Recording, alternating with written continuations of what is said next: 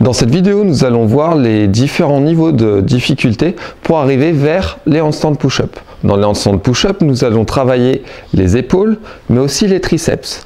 Donc le premier niveau, la première progression, va se faire au sol, tout simplement. Donc Julien, tu vas écarter les pieds au maximum. Donc sur cet exercice, plus je vais écarter les pieds, plus ça va être facile.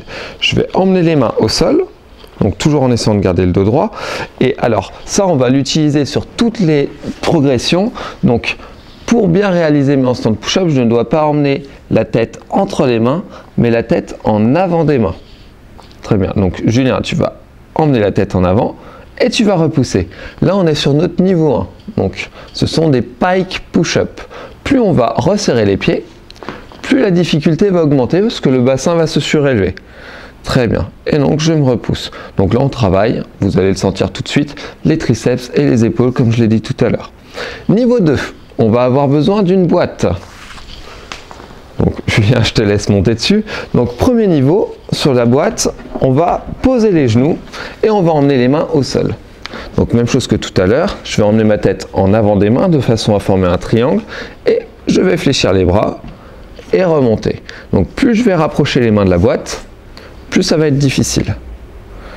Et directement, on va passer au niveau 2, donc je vais passer en appui sur les pieds.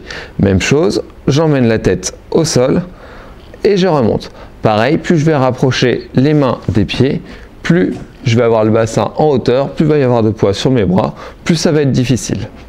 Donc ça, c'est la progression sur la boîte. Une fois qu'on maîtrise bien cet exercice, qu'on arrive à faire une dizaine de répétitions, on va pouvoir passer sur des vrais handstand push-up, c'est-à-dire contre le mur.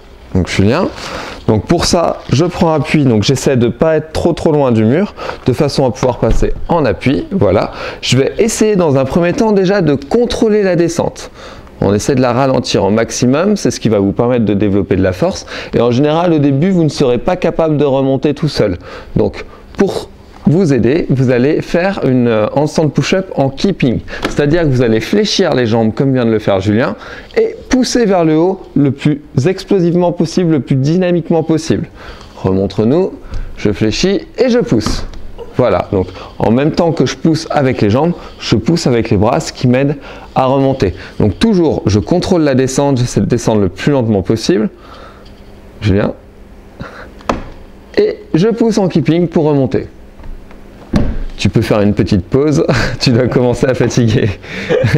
Il nous reste le dernier niveau de difficulté, donc ça va être les handstand push-up stricts. Dans celle-ci, donc je ne vais plus m'aider des jambes pour remonter. Donc Julien, une petite démonstration, si tu as encore la force. Donc je descends, je touche et je remonte tout de suite. Très bien. Donc il nous reste un dernier niveau de difficulté. Pour augmenter la difficulté, on reste sur le mur. Par contre, on va augmenter l'amplitude du mouvement. C'est-à-dire que le sol, là, nous freinait. Du coup, on va surélever les mains pour avoir une amplitude de mouvement plus importante. Pour ça, on peut utiliser des poignets ou un autre support. Donc, par exemple, vous pouvez mettre des livres de part et d'autre de votre tapis. Donc, démonstration. Hop. On retente, très bien.